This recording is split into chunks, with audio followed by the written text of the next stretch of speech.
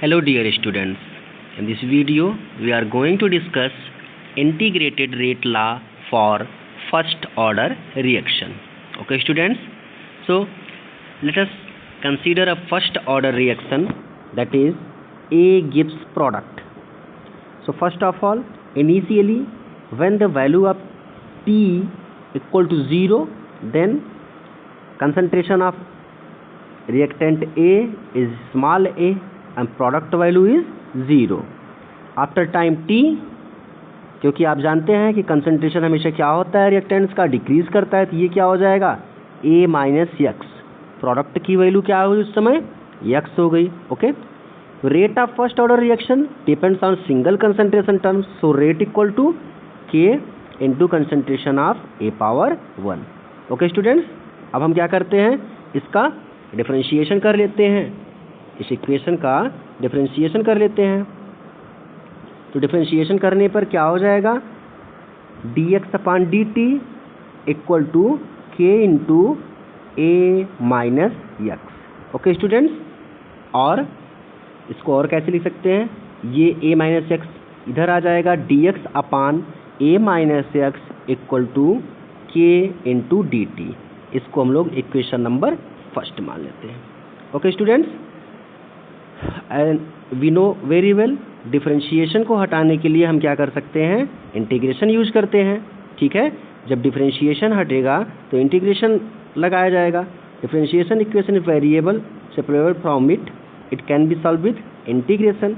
तो हम क्या करते हैं, इसको इंटीग्रेशन लेते हैं, integration dx upon a minus x equal to k integration dt. Okay students, इस साइन को हटाने के लिए हम क्या करते हैं, इसकी वैल्यू आपका क्या है, इंटीग्रेशन की है minus log to the base E. Okay student, तो क्या लिखते हैं, minus log to the base E a minus x equal to K T plus C. Okay students, this is equation number second. Here is equation number second and here is equation number first. Okay students, where C is in integration constant. यहाँ c आपका जो है क्या है, integration constant है. Okay, when t equal to 0 then x equal to 0, that is no product is formed at initial stage.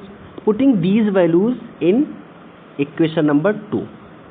First की ये value जो है 2 में रखते हैं.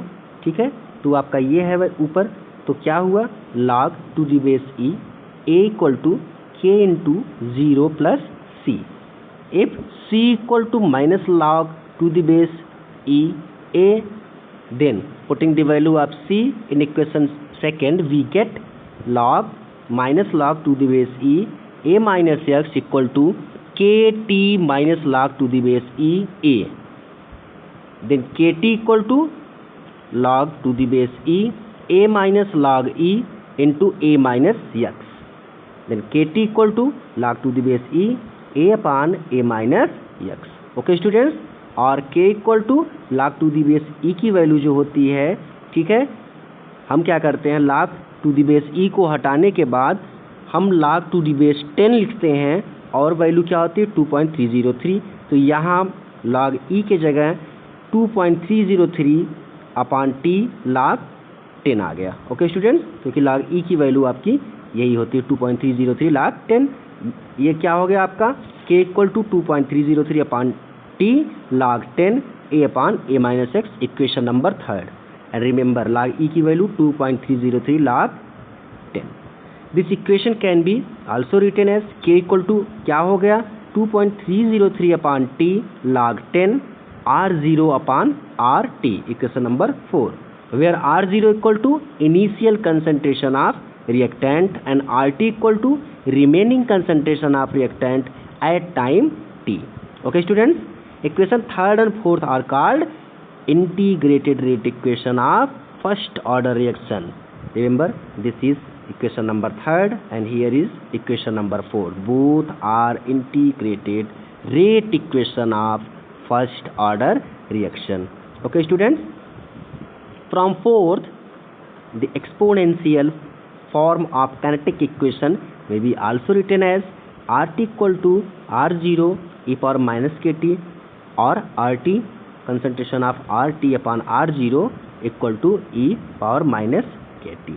ओके, कैरेक्टरिस्टिक्स क्या है, कैसे हम इसकी यूनिट्स देखते हैं. फर्स्ट पॉइंट में कैरेक्टरिस्टिक्स में यूनिट आपके 1 upon concentration n power minus 1 into time inverse है.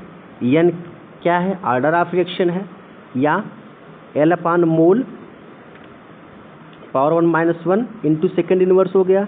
क्या आया यूनिट इसकी, सेकेंड इनवर्स और minute inverse. Okay students, unit of first order reaction is independent of the concentration term. The value of rate constant K does not depend at the unit concentration of reactant. Let unit concentration show a change to Na and X into NX. Then we know that K equal to 2.303 upon T log 10 A upon A minus X, जो integrated की value आई थी, तो हर जगह n की value लिखेंगे, यहाँ Na upon Na minus NX हो जाएगा. ठीक है स्टूडेंट्स, तो क्या वैल्यू आया, equal to 2.303 upon T log A upon A minus x. That is no change in the value of K. अब देखते हैं हम लोग half life period for first order reaction. As we know that what is half life. Half life means when the reactant is covered at the product of half. Okay, the time in which half of the reactant is converted to product is called half life period, which is denoted by T half. हम क्या करते हैं, इस first order reaction में T की जगह T half लिखते हैं. ओके, X क्या हो जाएगा, A upon 2, then T equal to T half, ये वैल्यू लिखते हैं. वैल्यू लिखेंगे, क्या हो जाएगा, K equal to 2.303 upon T की जगह हो गया T half log 10 A upon A minus A की जगह क्या हो गया, A बाई 2, और 2.303 upon T half log 2 d base 10 power 2 equal to 2.303 into 0.3010 log 2 की वैल्यू स्टूडेंट्स.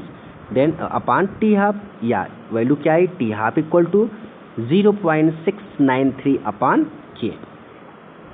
हाफ लाइफ के लिए और कंसंट्रेशन के लिए ग्राफिकल रिप्रेजेंटेशन देखते हैं. The plot between T half versus A क्या आता है, the reactant is a straight line parallel to the A along x-axis.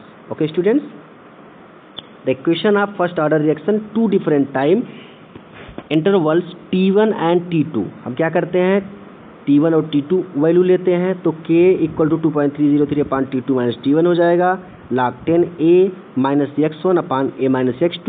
Value आ गया 2.303 upon T2 minus T1 log 10 R T1 upon concentration of R T2. यहाँ आपका A minus x1 जो है remaining concentration है T1 का, A minus x2 remaining concentration of T2. Okay students, in first order reactant remaining after n half life, the calculated use value is, K की value हो गई 0.693 upon T half equal to 2.303 upon n T half log concentration of R0 upon R. या क्या हुआ, R T equal to concentration of R0 into half power n. Here R T equal to remaining concentration of reactant after n half life and R0 equal to initial concentration of reactant.